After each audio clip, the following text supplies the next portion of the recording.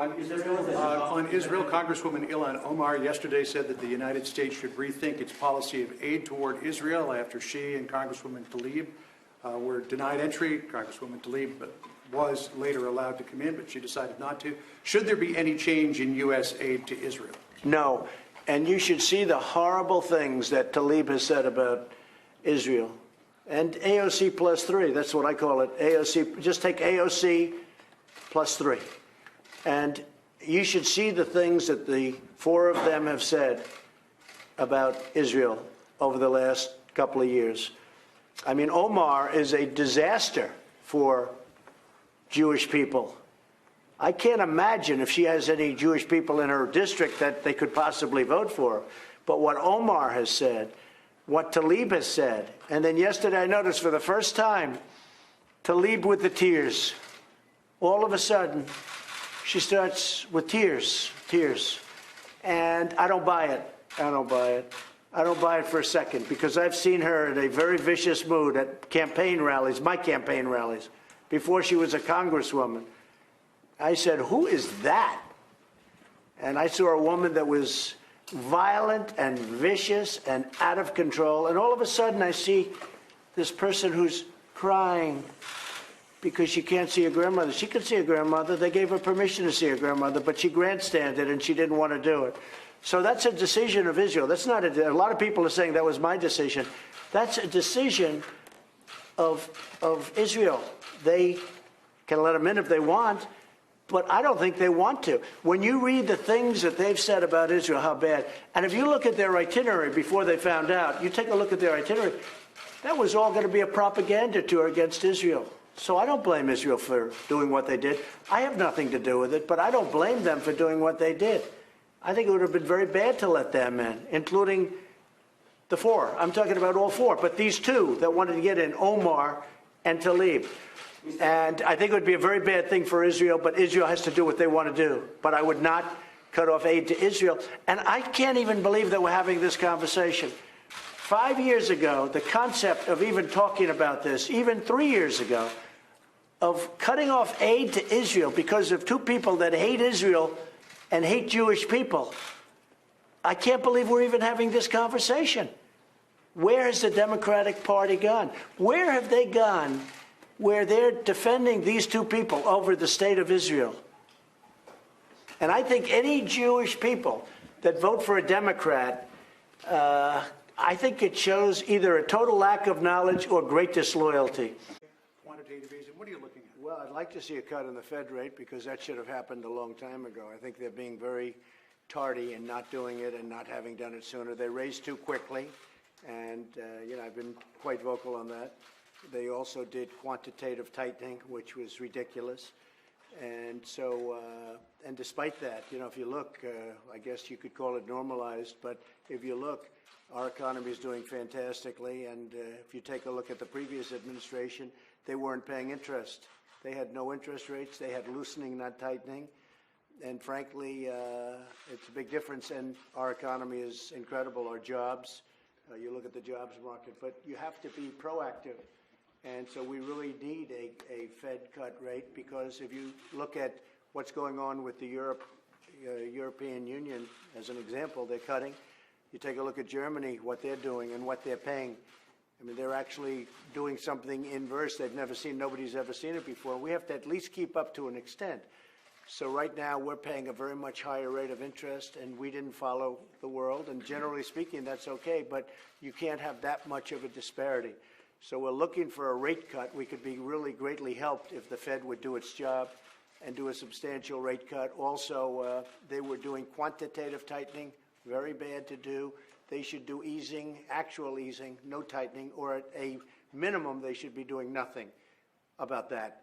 But they have to do a rate cut. The other thing is, we're looking at various tax reductions, but I'm looking at that all the time anyway, tax reductions. That's one of the reasons we're in such a strong economic position. We're right now the #1 country anywhere in the world by far as an economy. Europe's got a lot of problems, and Asia's got a lot of problems. You look at China. China's had the worst year they've had in 27 years, and they want to make a deal with us, but I can tell you I'm not ready to make a deal unless they're going to make the right kind of a deal. I'm not ready to make a deal. So I don't know, but I will say this. Something will happen, maybe soon and maybe a little bit later, but China very much wants to make a deal. What kind of tax cuts would you look at? We've heard again, potential cut in the payroll tax, indexing capital gains. What would you accept? Well, you know, we've been talking about indexing for a long time, and many people like indexing, and it can be done very simply. It can be done directly by me.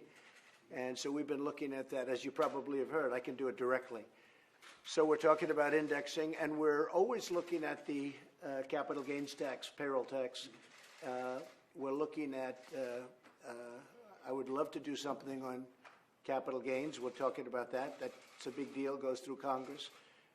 Payroll tax is something that we think about, and a lot of people would like to see that, and that very much affects the workers of our country, and we have a lot of workers. Right now, by the way, we have more people working today than we've ever had before in the history of our country. We have almost 160 million people working today. I think the word recession is a word that's inappropriate because it's just a word that the certain people, I'm going to be kind, certain people in the media are trying to build up because they'd love to see a recession. We're very far from a recession. In fact, if the Fed would do its job, I think would have a tremendous spurt of growth, a tremendous spurt. The Fed is psychologically very important, less so actually, but very psychologically important. And if the Fed would do its job, which it's really done very poorly over the last year and a half, you would see a burst of growth like you've never seen before. And that would be lowering interest rates and maybe putting some if you look at what China is doing, if you look at what Germany is doing, if you look at what so many countries are doing, putting some money in because we want to compete with these other countries. So I think that we actually are set for a tremendous surge of growth if the Fed would do its job. That's a big if, frankly. But the Fed should be cutting, and I would say they should say at a minimum 100 basis points over a period of time, not at one time, but over a period of time. Mr. President, would you agree that can a country afford tax cuts when we're already running? Well, I'm not talking about doing anything at this moment, but indexing is something that a lot of people have liked for a long time, and it's something that would be very easy to do. And a lot of people have been talking about indexing for many years.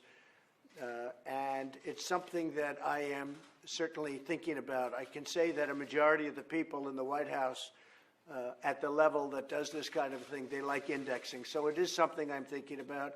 Payroll taxes, I've been thinking about payroll taxes for a long time. Whether or not we do it now or not is, it's not being done because of recession, because we are legitimately, if we had a cut in interest rates by the Fed, if they would do their job properly, and if they would do a meaningful cut because they raised too fast, you would see growth like you've not seen ever in this country. Now, if you go from the election, that great November 8th date, if you go from November 9th to present, you're talking about almost a 60% increase in the stock market. You're talking about unemployment numbers that are the lowest in history in many categories, and overall almost the lowest ever in the history of our country. I think it was 1969, and we are set to surpass that number. I mean, our country is doing very well.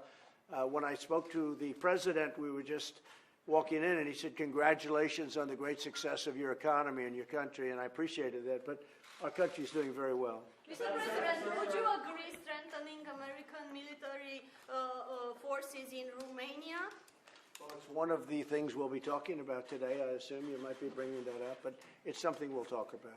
Mr. President, Next year you host the G7. Would you like to have Vladimir Putin back in the G7, make it the G8 again?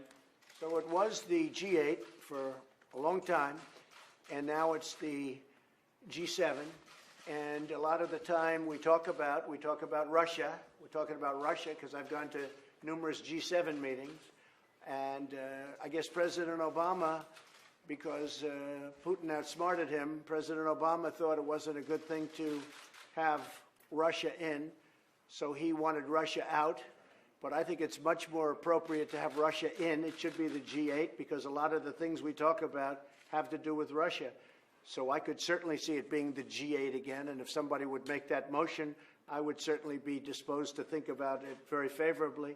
But as you know, for most of the time, it was the G8. It included Russia. And President Obama didn't want Russia in because he got outsmarted. Well, that's not the way it really should work. Mr. President, 2 years ago you said that including Romania in a visa waiver program is a subject that should be discussed. Yeah. In this meeting, will you discuss this? We've spent a lot of time on it. We've spent a lot of time discussing it already. Our countries have been discussing it, and we're going to, we're taking it up today at a very important meeting right after this Can meeting. you talk us about Do you like the deadline? idea? It sounds like you like the idea, right? The waiver, do you like the idea? Mr. Okay. No, it's something we're thinking about. Mr. President, on Venezuela, is the White House in contact with the Maduro regime, with Yes. his number 2, Cabello? Well, we are in touch. We're talking to various representatives of Venezuela. We're helping Venezuela as much as we can. We're staying out of it, but we are helping it, and it needs a lot of help. It's an incredible tribute to something bad happening, and the something bad is socialism. And it's amazing because 15 years ago it was one of the wealthiest countries. Now it's one of the poorest countries. It has oil reserves, has a lot of things going, but it's a very sad thing what's happened. They don't have water, they don't have food, and we are helping a lot. We are talking to the representatives at different levels of Venezuela, yes. I don't want to say who, but we are talking at a very high level. What's the status of the trade deal that you want to seal with Boris Johnson at the G7? So I spoke with Boris Johnson. I think he's going to be a great prime minister. I think he's going to do a fantastic job. I've known him. A lot of people know that we have a very good relationship. I think he'll be far superior. I think he'll do something that will be I think he's going to be very important for the UK. I think he's going to be very important. Dealing with the European Union, I hate to say this to you, but dealing with the European Union is very difficult. They drive a hard bargain. They're represented by Jean-Claude, who is a friend of mine, but he's a tough man. He's a very, very tough man, and he's a great negotiator. And we have all the cards in this country because all we'd have to do is tax their cars, and they would give us anything they wanted because they send millions of Mercedes over, they send millions of BMWs over. But we're talking to the European Union. We're going to see if we can work something out. But I will say this, dealing with the UK, they have not treated the UK very well. That's a very tough bargain they're driving, the European Union. It's a very tough bargain. And I think that UK has the right man in charge right now, the right person in charge in the form of Boris. And if I could turn to Afghanistan, what is your current thinking on pulling out the United States? Well, we're troops? talking to the government of Afghanistan. We're talking to the Taliban, and we're talking to others. And we're looking at different things. We've been there for 18 years. It's ridiculous. We have taken it down a notch. We're at about 13,000 people right now, 13,000 Americans. NATO has some troops there too, by the way. And we're having good discussions. We'll see what happens. We'll see what happens. Look, it's 18 years. We're not really fighting. We're almost more of a police force over there. It's been so many years, but we're like a police force, and we're not supposed to be a police force. And as I've said, and I'll say it any number of times, and this is not using nuclear, we could win that war in a week if we wanted to fight it. But I'm not looking to kill 10 million people. I'm not looking to kill 10 million Afghans because that's what would have to happen. And I'm not looking to do that. But it's a war that has been going on for almost 19 years now, and frankly, it's ridiculous. But with that being said, it's a dangerous place, and we have to always keep an eye on it. Sounds like you'd like to pull completely out if you could. I'd like to look at various alternatives. One of the alternatives is going on right now. We're talking about a plan. I don't know whether or not the plan's going to be acceptable to me. Maybe it's not going to be acceptable to them. But we are talking. We have good talks going, and we'll see what happens. This is more than other presidents have done. But we have brought it down. We are bringing some of our troops back. but we have to have a presence, yes. Mr. John? President, could you clarify your position on enhanced background checks? After El Paso and Dayton, you seem to be fully in support of enhanced measures. When you were leaving Bedminster, you seemed to suggest that we already do have strong background laws, which a lot of people read as you dialing back Well, we on do what you have. said. I mean, I'm not doing that to be cute. We have very, very strong background checks right now. But we have sort of missing areas and areas that don't complete the whole circle. And we're looking at different things, and I have to tell you that it is a mental problem, and I've said it 100 times. It's not the gun that pulls the trigger, it's the person that pulls the trigger. These are sick people, and it is also that kind of a problem. And we're looking at mental institutions, which we used to have. Like, as an example, where I come from in New York, they closed up almost all of their mental institutions, or many of them, and those people just went onto the streets, and they did it for budgetary reasons. Well, New York is not unique. They've done that in many places. Would you support either of the House bills that were passed Well, earlier this year? I'm not going to get into that, but we are in very meaningful discussions with the Democrats, and I think the Republicans are very unified. We are very strong on our Second Amendment. The Democrats are not strong at all in the Second Amendment. I would say they're weak on the Second Amendment, and we have to be careful of that. The Democrats would, I think they'd give up the Second Amendment. And the people that, a lot of the people that put me where I am are strong believers in the Second Amendment, and I am also. And we have to be very careful about that. You know, they call it the slippery slope, and all of a sudden everything gets taken away. We're not going to let that happen. For President Yohannes, will you discuss, Yeah, go ahead, please. For President Yohannes, will you discuss the issue of the fight against corruption in Romania with President Trump? Will you discuss this issue? Well, I hope so, because we have good results, and I want to share those with President Trump. What is your question? I was asking about the fight against. So nice to have a question about Romania. Yeah. So I asked you, will you discuss this issue, the fight against corruption, with Romanian? Sure, I will. Sure. Last time you praised. Sure, I will. Of course I will. Last time you praised. But I think that this is a man that can solve the corruption problem in Romania. And he's made big strides. From what I hear, I haven't been there recently, but he's made very big strides. And I think he's the man that can solve the corruption problem. There are a number of really terrific countries like Romania, but they have a tremendous corruption problem. And I've heard you've made tremendous progress. We did. Yeah. Mr. President, what's the status of your foreign aid cut package? Do you still support cutting $4 billion? Well, we're looking at it, and we're looking at it in different ways, and we're talking to Republicans and Democrats about it, and certain things we can save, and certain things it probably could be, you know, a penny wise. Maybe it's a penny wise. We'll see. But we are looking at it, and we have some things that are on the table very much, and we'll let you know over the next, probably sooner than a week. Mr. President, your administration has been taking steps to make it easier to discriminate against LGBT people in the workforce. Are you okay with those actions? Well, you know, I just got an award and an endorsement yesterday from the exact group, in a group. They gave, you saw that, they gave me the endorsement yesterday, and I was very honored to, is it Log Cabin, the Log Cabin group, and I was very honored to receive it. No, I've done very well with that community. Some of my biggest supporters are of that community, and I think and I talk to them a lot about it.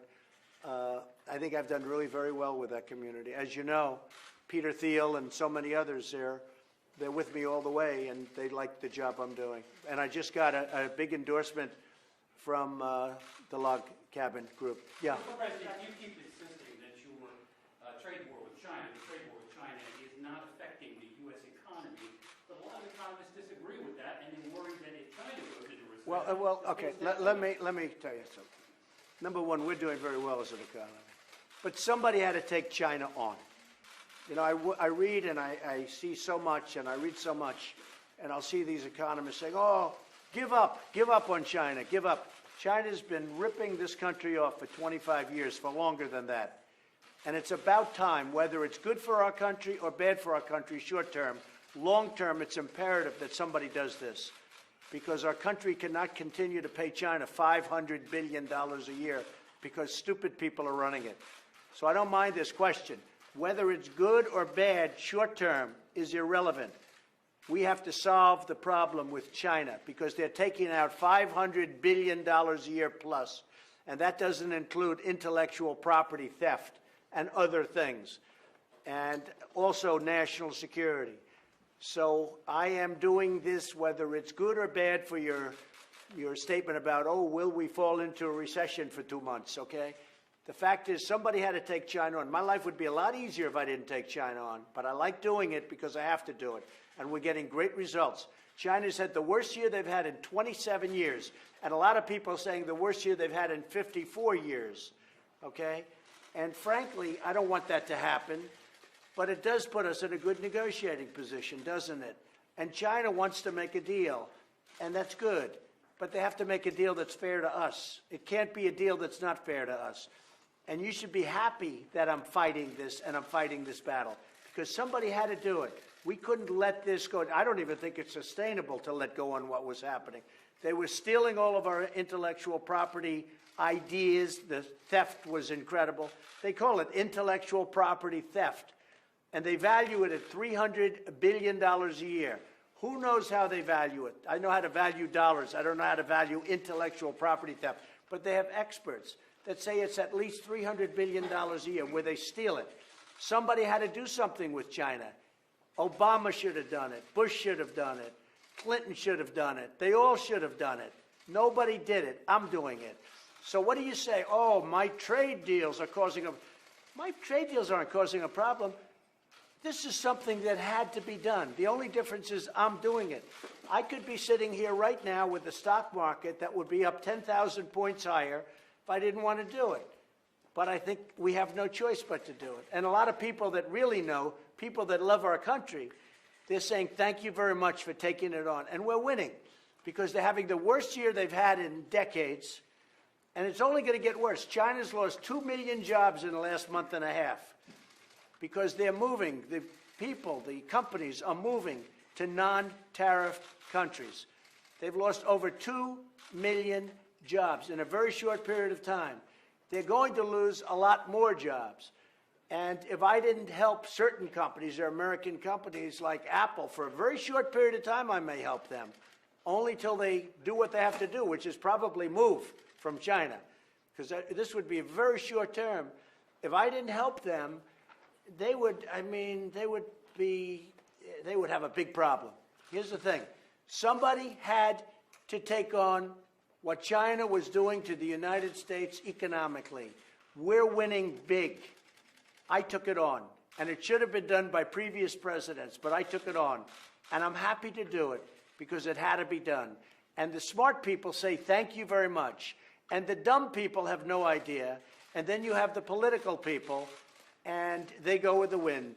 But they all know. Even Senator Schumer said, wow, Trump's doing a great job with China. I couldn't believe that. But Schumer thinks I'm doing the right thing, and he's doing the right thing by saying it, because he knows that China was a big economic threat. And they were taking all of that money that they were making from us, and they were building planes and ships and lots of other things. And we can't let that happen. Mr. President, on China, there is a new study out of Australia that suggests that with the current Chinese military posture in the South China Sea, Indo-Pacific region, it could wipe out most U.S. bases within a number of hours. Is that something that keeps you up at night? Well, nothing keeps me up at night. I'll tell you, we could wipe out anything we want. We have the most powerful in the world, and when I came in 2.5 years ago, we were in a very bad position. Now we're in a very strong position. We got $700 billion, then $716 billion, and then $738 billion. We have the strongest military in the world right now, and we're getting very close to finishing that whole rebuilding. We've rebuilt the military. Right now, there's nobody that's even close to us militarily, not even close. So that doesn't concern you at all, the Chinese military? No, because they'd pay a price that they wouldn't want to pay. Is John Sullivan your choice for U.S. ambassador? He's somebody that's being put up and respected very much. To Russia?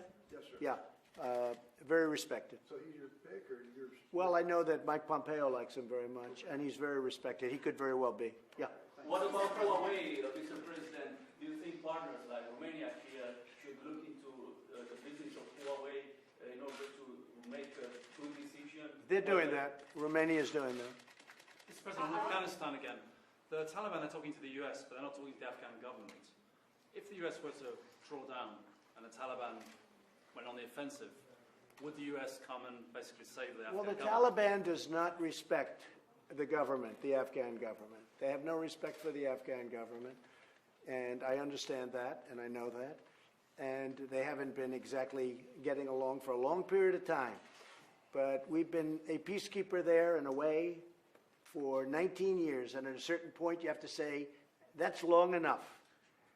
I go to Walter Reed and I see young men that step on a bomb and they lose their legs, they lose their arms, in some case they lose both and their face on top of it, and they're living. And again, we could win that, but I don't want to do what we would have to do to win it. Would you, And I think most people agree with me on that.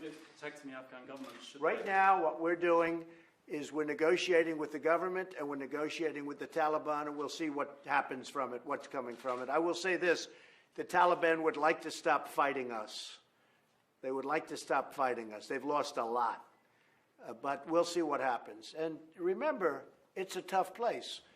The Soviet Union became Russia because of Afghanistan. That's what happened. Very simple. They became Russia because of Afghanistan. Somebody would say, oh, well, would Russia go in? I said, if they want, let them. I think they tried that before. However, it didn't work out too well. Can the Taliban be trusted, or could we be right back to where Nobody we can were be pre-9/11? trusted. Nobody can be trusted. So you're worried that we could be In back my to where we world, were in this pre-9/11? world, I think nobody can be trusted. But could we be back to where we were pre-9/11 with the Taliban in complete Well, control? that's of what we have to Afghanistan? watch. And we'll always have intelligence, and we'll always have somebody there. But you can say that about a lot of places, John. You know, it doesn't have to be that sector. But that does seem to be the Harvard University of terrorism, okay? It seems to be. And we'll always have somebody there. And if the Taliban were really right in what they're saying, they would stop that from happening, because they could stop that from happening very easily. How do you see Crisis the So we'll between see. India and Pakistan, I know you've had Big some deal. number of discussions. Is that solvable? Well, they've been having these talks for hundreds of years, even under different names. But it's Kashmir, and Kashmir is a very complicated place. You have the Hindus and you have the Muslims, and I wouldn't say they get along so great. And that's what you have right now. And you have millions of people that want to be ruled by others, and maybe on both sides, and you have two countries that haven't gotten along well for a long time. And frankly, it's a very explosive situation. I spoke to Prime Minister Khan. I spoke with yesterday also Prime Minister Modi. They're both friends of mine. They're great people. They're great people, and they love their countries. And they're in a very tough situation. Kashmir is a very tough situation. And, you know, we're talking about, this has been going on for decades, decades. Shooting. I don't mean shooting like shooting a rifle. I mean like major shooting of howitzers, of heavy arms. And it's been going on for a long period of time. But I get along really well with both of them. As you know, Prime Minister Khan was here just recently, and I'm going to be with Prime Minister Modi. I'll be with him over the weekend in France. So, I think we're helping the situation, but there's tremendous problems between those two countries, as you know, and I will do the best I can to mediate or do something. Great relationship with both of them, but they are not exactly friends at this moment. Complicated situation. A lot has to do with religion. Religion's a complicated subject.